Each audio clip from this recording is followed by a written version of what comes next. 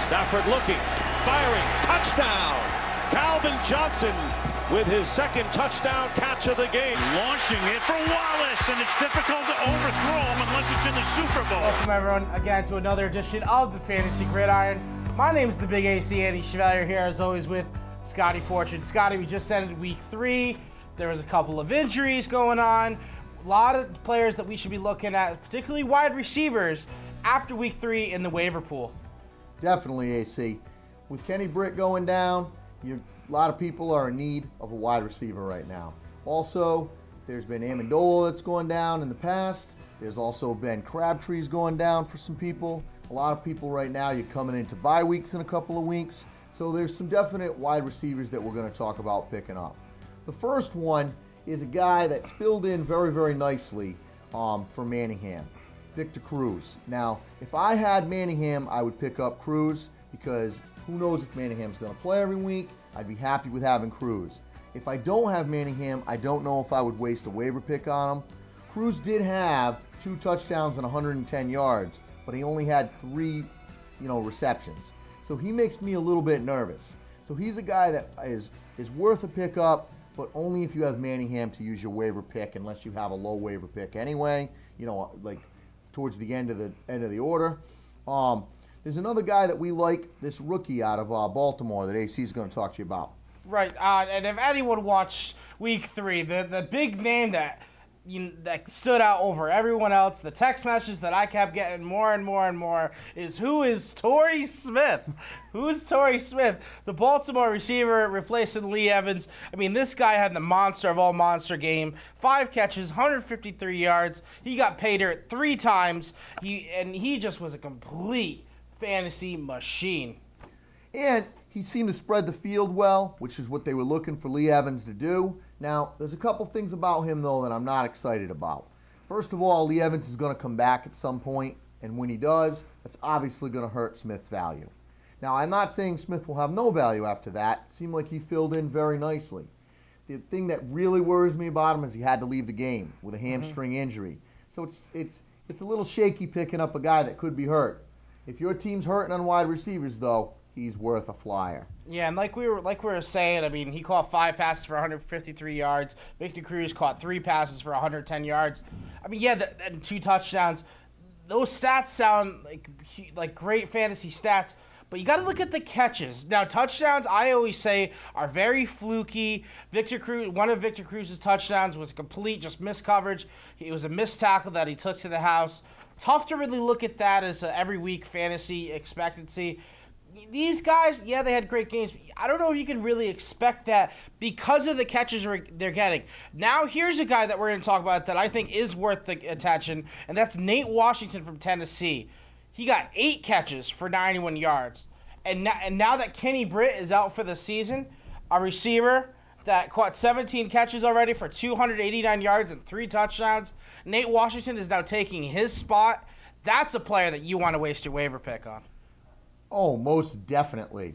If I have a good waiver pick, I'm using it for Nate Washington. Even if I don't need a wide receiver, especially that Kenny Britt owner is going to be hurting. Right. So if you can get Nate Washington this week, even if you don't need him, you should be picking him up. He is going to be by far the most consistent guy that we've mentioned thus far. And of all the 3 wide receivers, he's got the best value. When you're getting wide receivers, you want the guys that have the most receptions more than touchdowns, because clearly those are the guys that are targeted most. Touchdowns are fluky, receptions are not. There's also a couple of running backs that we should be looking at this week, Scotty. Definitely, AC. If you own Steven Jackson, or if you're just hurting in running backs, a lot of leagues still have Cadillac Williams running around out there. And he not only is running around your league, but he was running around on the field this week. He had 18 rushes for 75 yards, and that was in a game that Steven Jackson suited up for. So he's worth a waiver pick as well. He might be owned in your league. So if he is, you got to look to a deeper running back, and we have one of those for you too.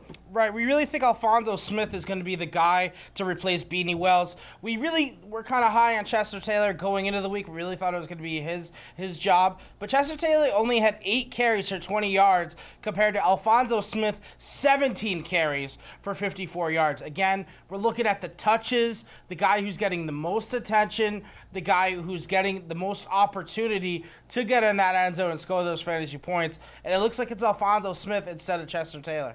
Absolutely, AC. Now, I'm probably not wasting a waiver pick on Alphonso Smith unless two things are going on with my team. Either I'm hurting for running back or I own Beanie Wells. If you own Beanie Wells and you didn't listen to us and you went with the redhead that you knew was fun, was going to burn you, then you need to go out and grab Smith this week.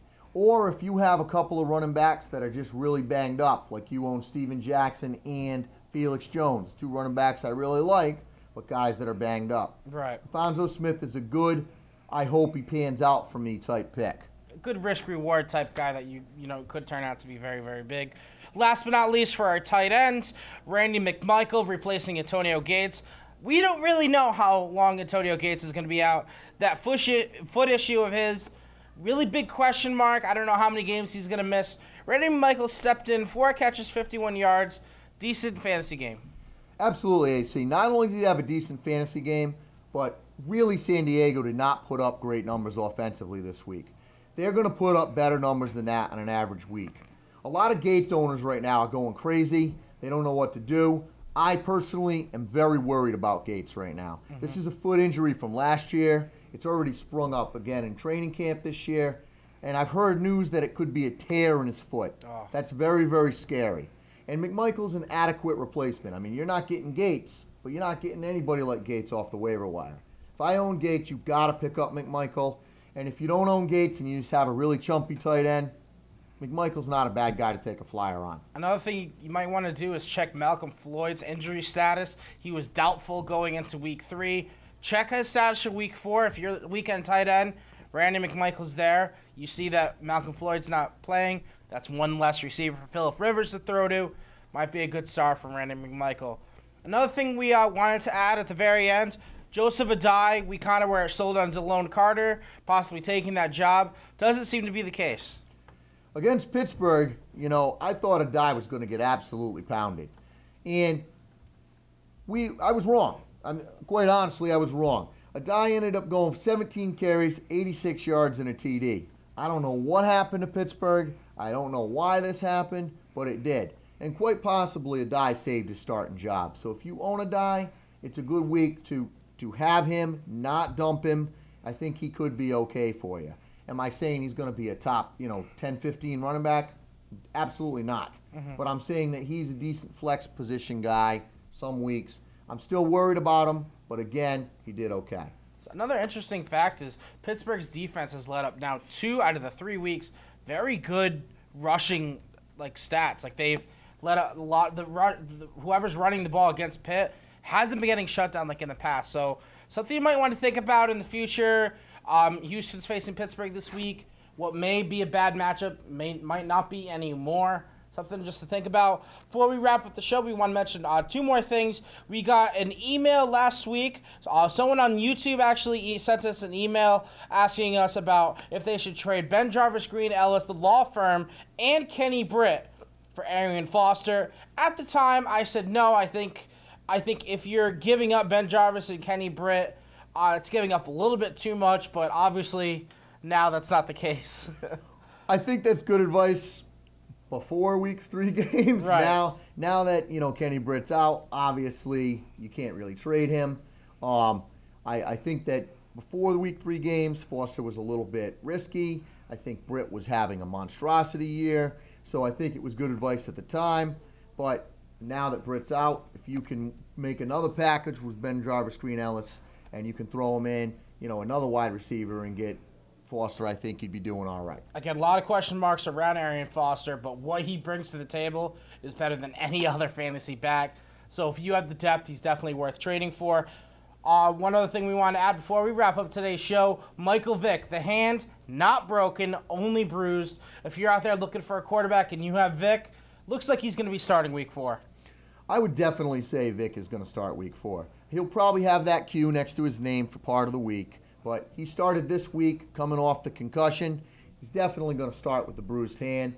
I think if you have Vick, you went with that strategy in your draft, and I think you got to throw him because he's going to have some big weeks. He's gotten horribly unlucky with the pressure they've been putting on him. He seems a little frustrated, but he's due to break out. Much like Chris Johnson, he's going to break out and have some monstrous weeks at some point. Vic is a must start. Absolutely. Well, that about does it for our waiver wire show after week 3. Good luck in week 4. I'm the big AC Andy Chevalier here with Scotty Fortune. Good luck on the Fantasy Gridiron.